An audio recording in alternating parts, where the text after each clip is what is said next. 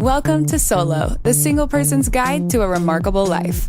Your host, a behavioral scientist and bachelor, talks to leading experts and successful singles about living solo and living well. Travel more, make things, sleep in when you want to. Here's the playbook for the person who is unapologetically unattached. Now, please welcome Dr. Peter McGraw. Welcome back.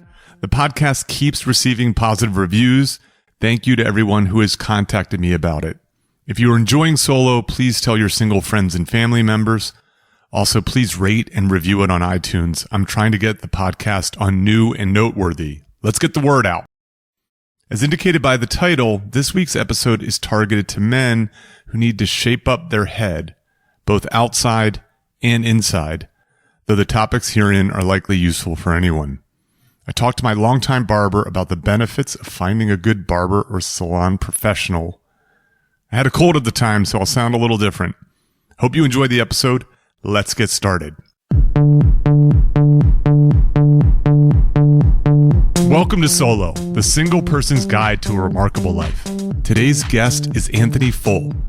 Anthony is a 39-year veteran of the barbering and salon industry. He's the owner of Rock Barbers, a modern-day, old-fashioned barbershop. He cuts my hair and has become a friend, advisor, and inspiration. Welcome, Anthony. Thank you. Glad to be here. To me, a barber should be part of a team for a man. Right. Single or not. And I'm going to talk to other people who should be member of that team. But I like the idea of starting with a barber because of the dual role that a barber plays in a man's life. That is shaping his physical appearance, Correct. But also potentially shaping his internal identity, who he is, being a source of advice and so on. So I'll tell you a story. There's this Bradley Cooper movie called Limitless. I don't know, have you seen this movie? I've seen it. Yes, okay. So for the listener who hasn't seen the movie, Bradley Cooper's a struggling guy, a bit of a loser, but not fully a loser. Like he has the potential. He's clearly a smart guy, and he's got this great girlfriend who ends up dumping him because he's just in a terrible, terrible rut. And so in the movie, he gets his hands on this drug called NZT, right? It's basically like a super drug. It turns him into a genius for short periods of time. So I don't know if you remember this in the movie, but the first time he takes NZT, he cleans his apartment. Right. Like he spick and span. Spick and span. He tidies up his space. Right. Throws out tons of stuff and so on. The second time he takes NZT, he does a series of things. Do you remember the first thing that he does the second time he takes NZT? No, I don't. Not right now. Did he finish his book? He gets a haircut. Oh, he got the haircut. Yes. He wanted to feel good. Yeah. So one of the things that I really like about makeover shows, right? So everybody loves a good makeover. When you look at a makeover show, especially a makeover show for men, such as like Queer Eye for the Straight Guy, right? There's always a haircut. Exactly. And it's usually it's the hair, the haircut's a big thing, and then the clothing, right? Because those are the two things that in the very near term you can change. Yes. And make a dramatic improvement in someone's life. So you have a saying, your motto for the shop is, dude, get a haircut. Yes, it is. And we've had fun with that. Plenty of marketing around that. Everybody loves that. We have a 1950s businessman sort of calling that out. With a megaphone or something, right? And it really sort of or with his hand. Kind of a little bit of a twist. So, and I think that's like, I think like the idea of, you think about this idea of a limitless life, a remarkable life, like it helps to look good because looking good affects how people treat you and it affects the way you feel about yourself. Right. So I'll give you an example from my own personal experience. So I've always had like not good to fair hair. Okay. Like no one ever goes, man, that Pete, he's got great hair. Right. I started going gray a little early. I started thinning a little early, receding and so on, and so what's interesting is when you have not so good to fair hair, it means you actually have to work even harder at making it look good. Well, that would be the barber, the salon professional that has to work a little harder. You don't have to do a whole lot. Pay more often. That's what I go more often. Right. Yes. But the idea is, how do we create something that fits your personality, fits your face, your profile, work with what you have to maximize what you've got and make it look balanced. And whether it's the density or the wave or the color or all those components really build how we would create the best look for you. And it can change over time too. We want to keep everybody current looking without looking silly and conspicuous. So it's our job to make you feel better and look better. Yeah. For a guy like me, I just don't want anyone to notice my hair. Right. Like that's the ideal haircut for me is it's not even on the radar.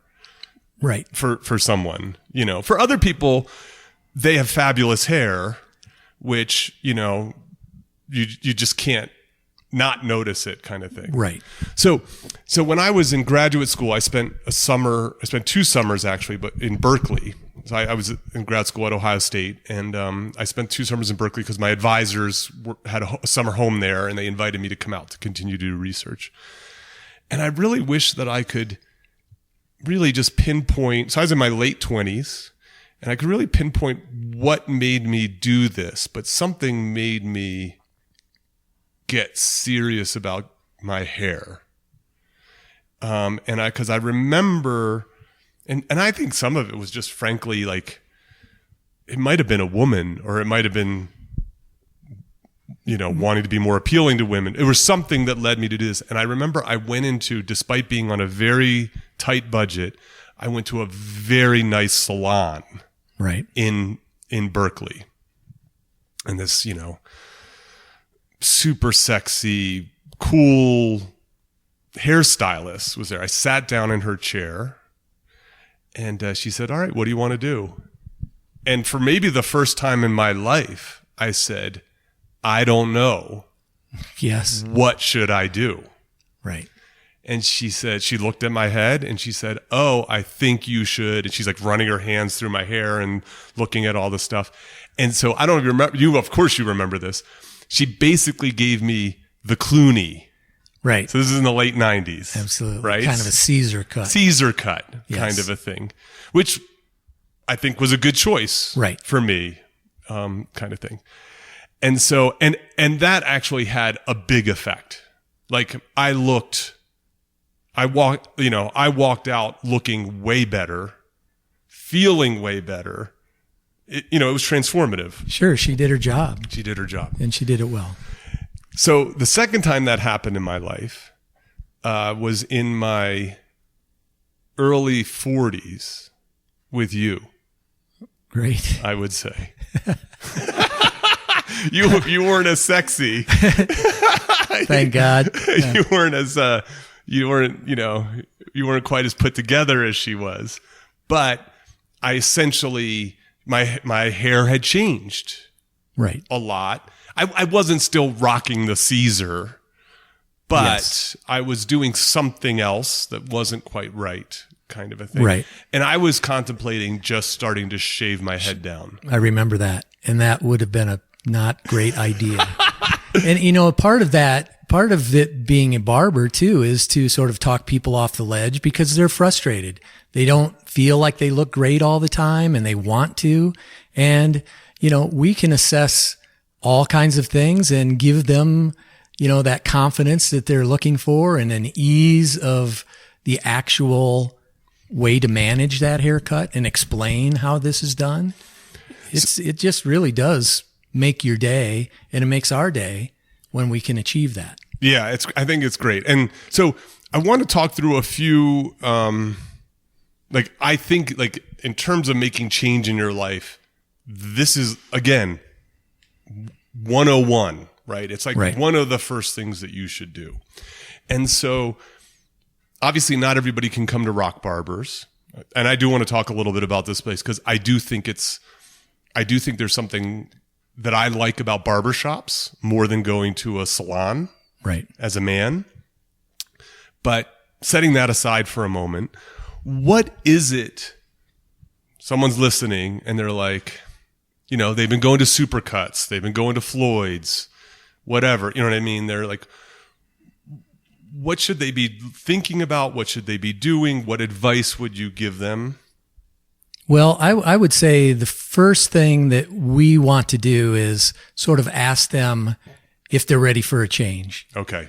That would be where you start to build confidence. So a good barber is going to... Yeah, we're going to lead them along a little path to find out exactly what they're after. And a lot of people don't know, and they use numbers, a 2 on the side and a 4 on the top. Yes, right. And that sort of thing, which is one approach, except you don't always get the best result out of that because the head is in a perfect shape. Right. And you have to adjust. Trust me, I know. Yeah. So, and like I said, you know, density and color and wave and that sort of thing takes into account, but we do want to make them comfortable. Okay, so how do you find a barber who already has that orientation? You know, it would be, if you see someone that has a really good haircut, you might want to say, hey, where do you get that?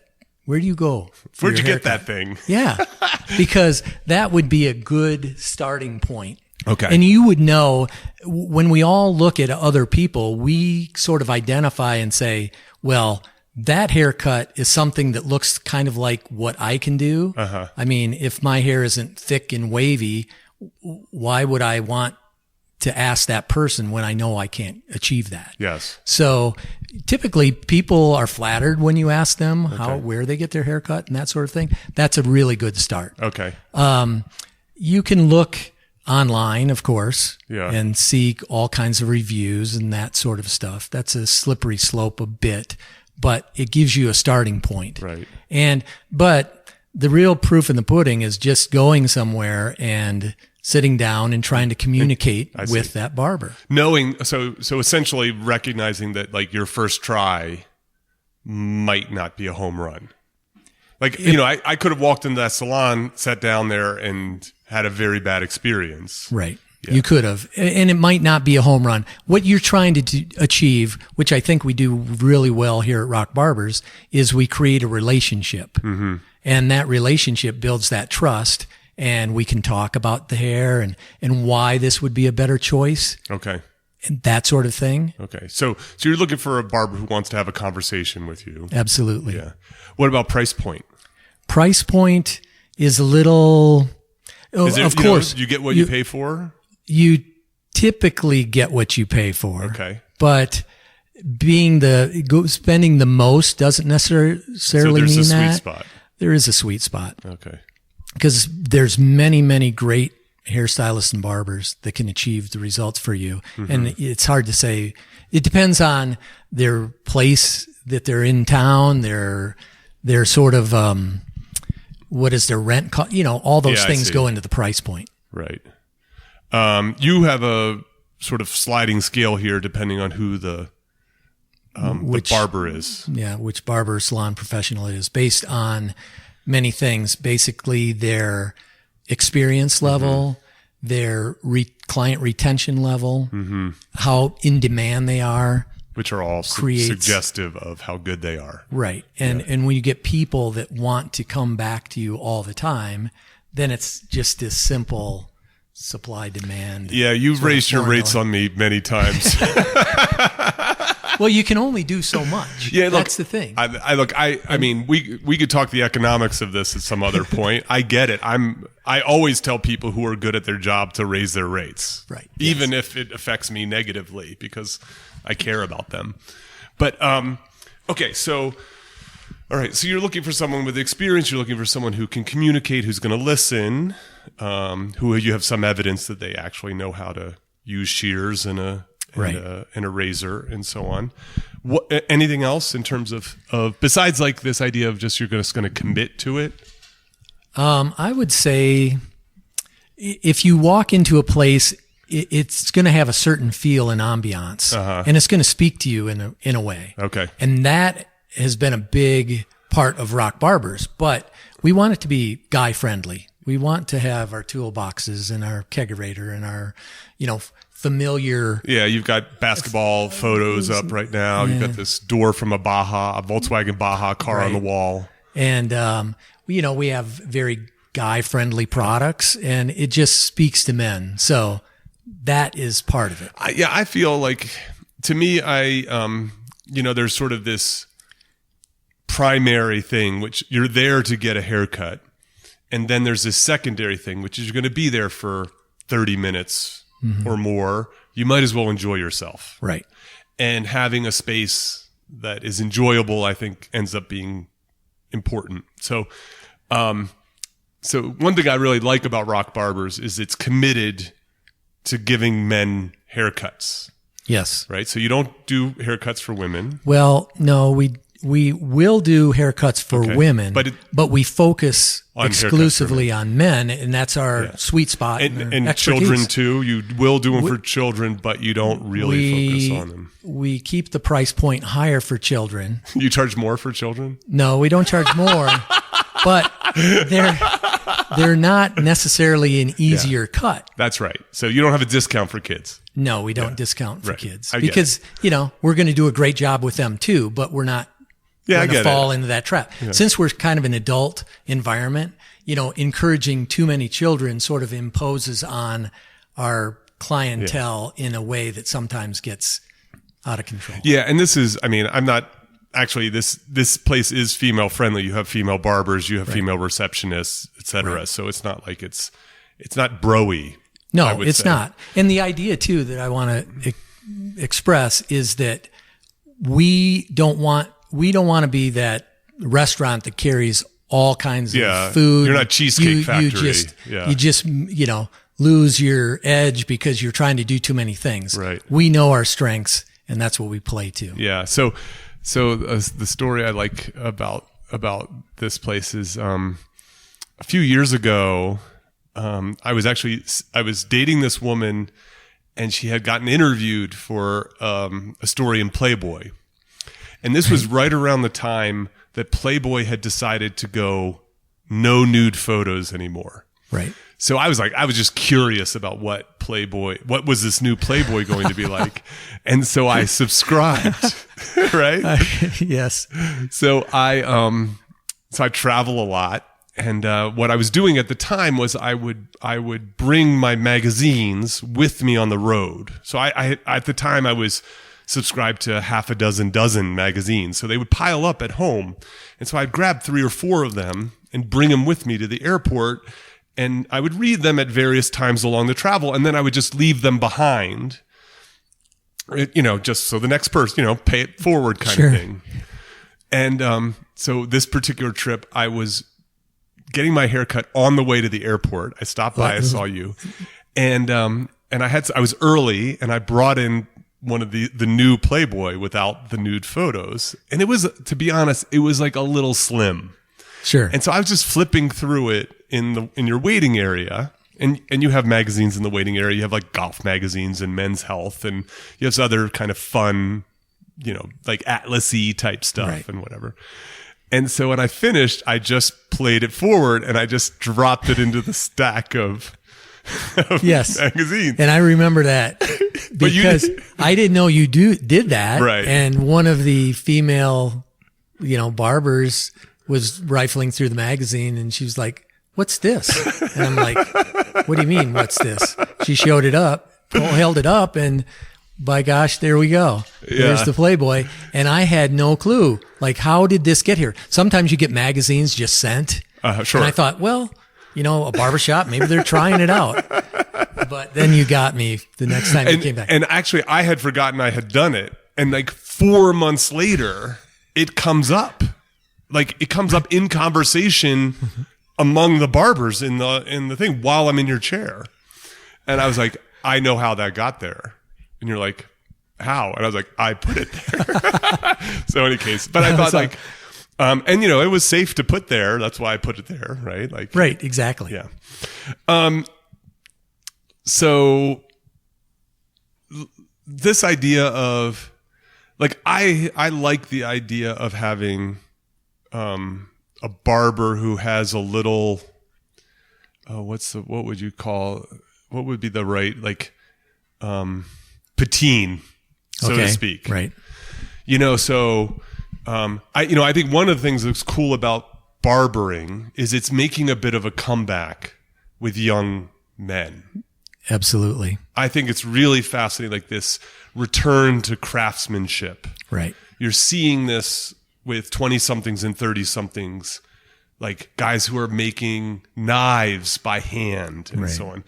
And I'm seeing this rise of sort of hip barbershops with guys, sometimes have big beards or whatever and wear some... Sure, and a lot of tats and stuff like that. Sleeve so tats, yeah. But nonetheless, like, there is a sort of, I think, seriousness about the craft. Absolutely. And so going into one of those barbershops, I actually think can be a good experience because you're going to get a good haircut. At least it may be maybe a little focused in a particular type of way, but at least like the guys are using high quality materials. They're they're competitive. Right. They are. It's a neat space, Everybody's got their edge. It almost, we kind of consider ourselves kind of handcrafters, in the sense of that old world craftsmanship. And that's what you're describing is I'm seeing that all over the country now. It's almost like micro brewing beer. Exactly. It's the same thing. A lot of passion for it, Yes. a lot of detail oriented people, and they're interested in delivering the best service to their clients that they possibly can. Yeah. It's not Floyd at Mayberry anymore. That's it's right. a really cool, interesting person that's starting to grab on and I think it's good for barbering. it's the best. Yeah. Now, I think the issue, getting to this idea of, so when I go to one of these guys, it's, I get a good haircut and sometimes we have a spirited conversation, like, Sure. Kind of a thing. But what ends up happening sometimes, not all the time, is I find that the roles might reverse. Okay. Right. So you're 10 years older than me ish. Yes. Right. But sometimes these guys are 20 years younger than me. Correct. Kind of a thing. And so I like that idea. Like to me, the cream, like, the gravy, the Right. dessert is like when you have someone cutting your hair who you can ask hard questions Right. to. Yeah. Like, I'm having this problem. What do I do? You know? And we find that regularly, and especially with my clients. I would say that I probably know my clients better than, except for their immediate family. Mm-hmm. I know them better than their doctors. I know them better than their coworkers. You listen to them practically, more than those because people. it's the sacred time during this haircut, and we talk about everything, family and situations, and like you say, divorce and relationships, and we just sort of listen a lot. We're kind of psychologists almost. A lot of people say, it's a cheap way to get psychology. Plus I get a haircut. So it's really a gratifying way to build that relationship, maintain that, and build that trust between both of us. Yeah. So do you have any, like, without naming names, like stories in terms of, I don't know, interesting things that's happened in your chair or places where you've had, you know what I mean? You feel like you've had some effect on someone. Right. Well, I would say that Besides all the times you've helped me. Well, I would say regularly you make an impact. I just last week, there was a client who very successful, younger guy, active, is an entrepreneur to the nth degree. And he was talking about how he was overextended. And it's the first time in his life that he might have overextended himself. Like in terms of responsibilities and financially. Financially, I see. Because he's just taken that risk. But he's a very, he's very risk tolerant. Yeah, he's young. He's younger, but anybody that's single. entrepreneurial, he's single. Yeah, and he's got you can really lever up that risk grab when you're life single by the horns. So he was feeling really down about this whole thing, and it was something that he's never experienced before. And it was kind of like you kind of talk him off the ledge and say, listen, everybody's got a trunk of evidence against themselves that's worse than anybody. Everybody from the outside looking in does not see that. So just step back and take a deep breath, and how to do this thing. And, that's an example of, at the end of it, we were just, feeling good, and he was feeling grateful, and the whole thing. We have a huge impact on a lot of lives. Yeah. That would be one example. I mean, we talk about everything from medical issues to, this is my first baby. My wife's this, that, and the other, and I don't know how to react to this whole sort of a thing. We talk about relationships and dating a lot. Oh, I'm sure. Yeah. And I think that you and I talk about business and relationships, right? Mostly. Yep. Right. And where I'm asking you about your business, you're asking me about my work. And it is kind of a give and take, because we're always looking for advice too. I bet. From behind the chair a little sure. bit. And we know our deficiencies and we know our expertises, but we can always use a little bit of help. You still haven't fixed my major gripe. Which is I don't want to have to run my card. Right. I just want to walk out of this place. We're developing some software that can do that for you. The minute that you walk in, it sort of recognizes you, and we can sort of like miss that excited. out. It's coming along. Good. I'm excited about that. Right. I think there's an interesting thing about, I think men get a bad rap about their communication skills. Right. I think that what you just have to realize is that the way men communicate sometimes can be different, right? So sure. I think there's a lot of like what I call parallel activity. Okay. Right. So it's like you're playing golf with your buddies. You're playing tennis. You're on a hike. You're getting your hair cut. You know what I mean? You're working out at the gym. Yeah. You're changing the oil in the car. I don't think anybody changes oil in the car anymore, I guess, but you know what I mean? These kinds of things like, and it's that time where you're not sitting, not like we are right now, face to face, looking at each other. Right. Correct. Where a lot of stuff gets talked about, and it's not always over brunch or, it's like you may be at a bar, you're sitting next to the person, not across from the person. And I think barbering really sets up that sort of, the space seems safe. Yeah, absolutely. Right? So it's a place you can say words that you wouldn't normally say at work. You can curse, Sure. You can be a little cheeky, but you're also not looking into each other's eyes and having to say, hey man, I'm really scared about this. Right. And so I think it opens up that level of communication that I think some guys really thrive in that style. Sure. Well, I would say that we do sort of communicate eye to eye, but it's through the mirror. I see. It's not face to face, but it sort of is face to face. Yeah, that's interesting. And it provides, there's a comfort when you're sitting comfortably and having, most people really like their head being touched or, combed or something. Yeah, there's work on this actually. It releases endorphins. Yeah, and it makes them feel comfortable and relaxed. And when you create that relationship, they're willing to open up. Obviously, I've heard a lot of things that I can't repeat. And you can't unremember. I always say we make a priest look like a blabbermouth because we're so sure that we don't breach that trust between a client and barber relationship. But we're willing to listen and talk, and we really do enjoy that. Well, good. I want to shift a little bit to talking a little bit about some of the ideals around this podcast. And I thought Okay. you would be, obviously I like this idea of you're going to begin to live a remarkable life. Dude, you should get a haircut. Right.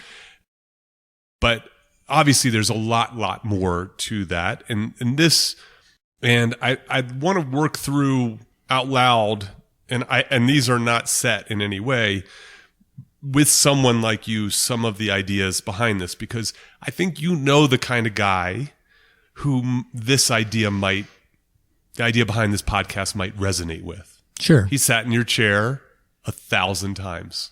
Absolutely. Kind of thing. And what got me thinking about this is you actually have a personal life vision that you've written down.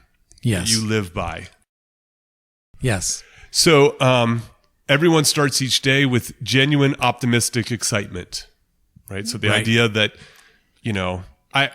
I love that idea. Like I have a saying, every day is a big day. Right. And, you get up in the morning and you're looking forward to your day. That's a good vision to have.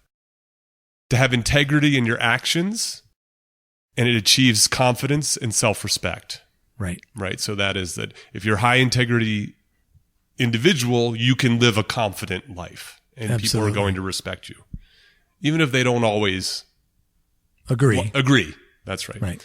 And lastly, continued personal development leads fearlessly to your life's passion and purpose. Right. And so, Exactly. so the idea that you're never finished working on yourself. You can't be. Yeah. And as I said when I opened this up, like you're really an inspirational person for me, because one of the things I really like about you is you're hustling.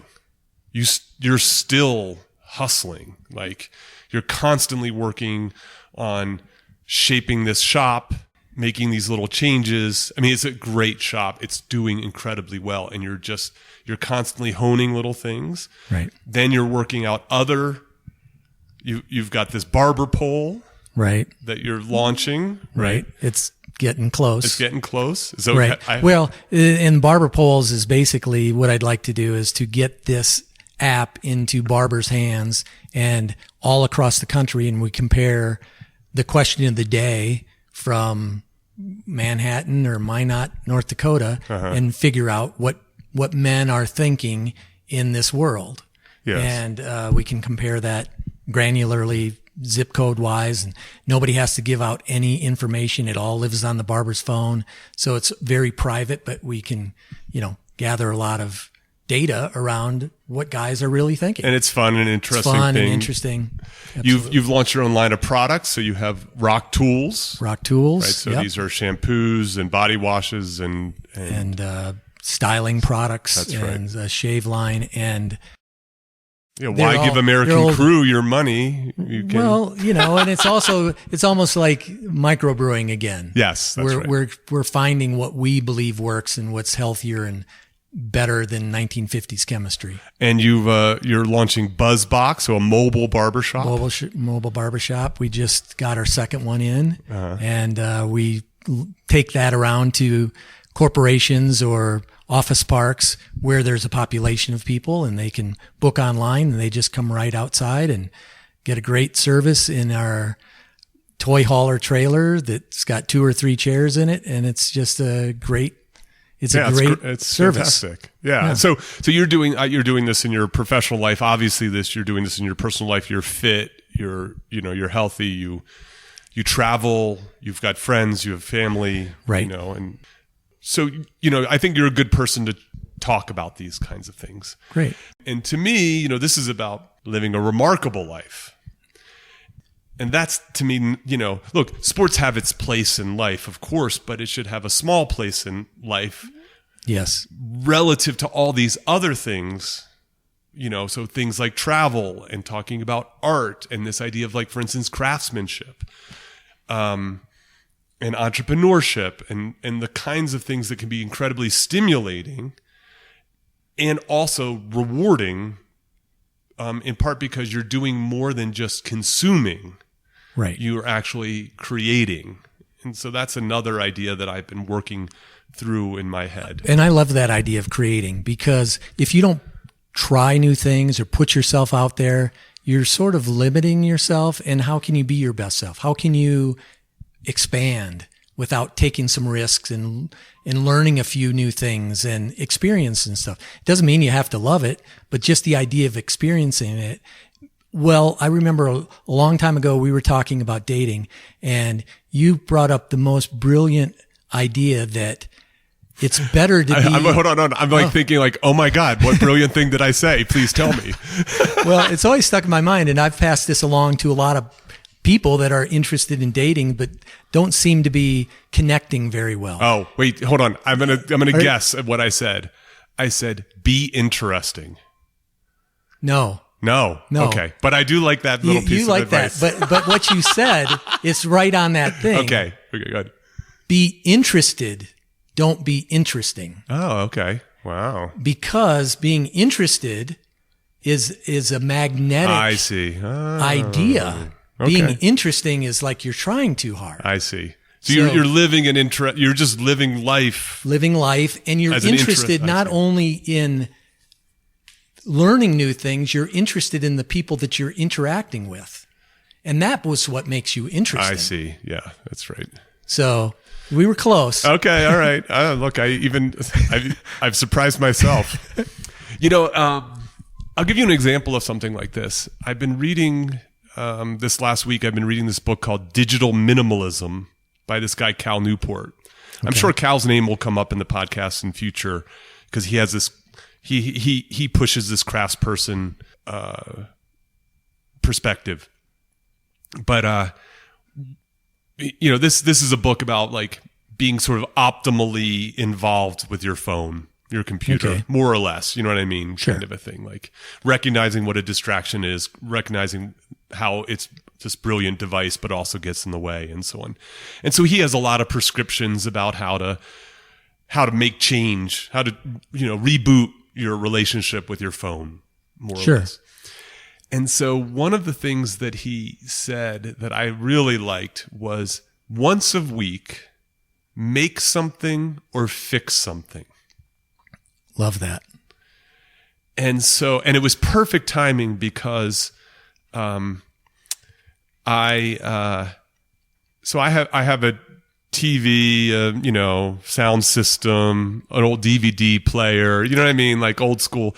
And there's just a shit ton of wires behind that television. And it's like a rat's nest. Yes. And I'm a tidy guy, admittedly. I'm a very tidy guy.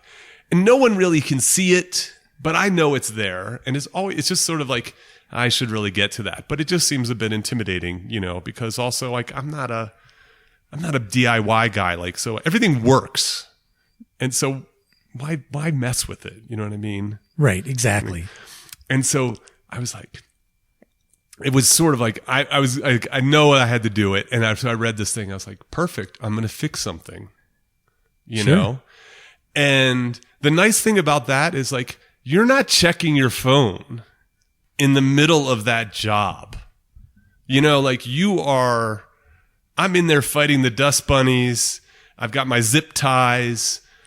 I'm unplugging you know what I mean? Like, yeah, you're tracing all the lines and looking for the best optimal way to place. Right. And it took me an hour. First of all, it didn't take as long as I thought it was going to take. Like, it just seemed so daunting, kind of thing. Sure. And so I know I'm off on a tangent, kind of a thing, but I just like, like that idea, like that, like when you're not, again, when you're reading books and when you're going to the museum and when you're going out into nature and when you're having coffee with people, it allows you to be interested, is my point. Yes. It's like doing these things. And then, of course, that translates. First of all, it's beneficial because like your life gets enriched because of it. And then it gets beneficial because like if you are interested in dating, like now you have stuff to talk about. You have stuff you can do. Right. That your partner is likely to appreciate rather than just talking about who's going to win the playoffs. You know what I mean? Like right, that exactly. kind of a thing. Like it's just... Well, all those experiences sort of help create you anyway. Yeah. So So I'm curious what you think in terms of, obviously you have these very lofty personal goals that are part of your vision. I think it is important to have kind of an overarching perspective when it comes to making something like this podcast. I'm wondering if you have advice for me in terms of, as I move forward, knowing who's this for, what I might be thinking about. Well, yes, I would say that, I guess it was the Chinese said, a journey of 1,000 miles begins with one step. Yes. And I love the idea of moving forward, baby steps all the time. You're never going to get it right all the time, but you're going to learn a lot all along the way. And I believe that what you're onto here is something that's will be valuable, will be listenable, and provide not only the listeners with some interesting ideas, but for you, I believe you're doing the same thing. You're stretching. Yeah, you're trying new stuff. Yeah. And there's nothing wrong that you're going to do here. Yeah, I so think keep going. I think that it's interesting, thinking about that kind of thing is like, the uncertainty associated with it, knowing that if I do this well, there'll be people who don't like it. Right. And actually, it's funny. I teach this stuff. Sure. I have this lesson. I'm working on this new project called Shtick to Business. And one of the lessons is called Create a Chasm. Okay. Right. So it's about how comedians, they're focused on their target market. They want people laughing. And if other people are upset about the jokes, they don't care as long as their audience is happy. Sure. And so I talk about this idea of don't serve warm tea. You either serve hot tea or you serve iced tea. If you try to serve warm tea and make everyone happy, no one's going to be happy. Right. And so with this podcast is an instantiation of that idea of how do I make hot tea? Right. For listeners who want hot tea. Yeah. Actually, so just in closing, reflecting on our conversation at these two levels, we've talked about, I think, two levels, right? One is the outside of the head, right? And shaping that. And then the inside of the head and shaping that. Yeah. And how a barber can help with both of those things. Right. Do you have any kind of advice, closing advice that you would have for a listener? Well, I like the idea, because of my personal life vision, is to constantly be striving, try new things all the time. Mm-hmm. Some will stick, some won't, but it doesn't matter. It's the action that you've done is the most important part of life. Live from your heart, do everything that feels good, and be proud of yourself. That would be a successful life. Create something for yourself. Yeah. So to me, it sounds like one of the things that you're really saying is this notion, again, about development. Development. Right. Is knowing that you can be proud to know that you're making these kinds of changes, making improvements. Absolutely. And certainly sitting with the status quo is not going to work for you very long. Sure. Yeah. Absolutely. I mean, look, I think that when you find deeply unhappy people, when you find people who are struggling, not like the entrepreneur that you were talking to, but truly struggling, it's typically because they're not working on that growth, and they're not being proud that they're working on the growth, knowing that it's going to, right. Yeah. Absolutely. And I got one more thing to say. Sure, a please. very smart guy one time told me, the world does not reward those who dabble. And that's what I would say really is a solid way to go. Go for it, do it or don't do it. Yeah, I see. But don't dabble. Yeah, I think that's a smart guy. Well, Anthony, thank you so much for doing this. It's been fun. We're sitting in the barber chairs right now. I'll post a picture associated with this, of course. But I really appreciate you opening your space and sharing your experience with us. Well, thank you so much, Pete, and best of luck with everything. And you got this. Great. Cheers. Thank you. Thank you for listening to Solo, the single person's guide to a remarkable life. For more about our guests and show notes, go to petermcgraw.org. Please subscribe and share with your single friends.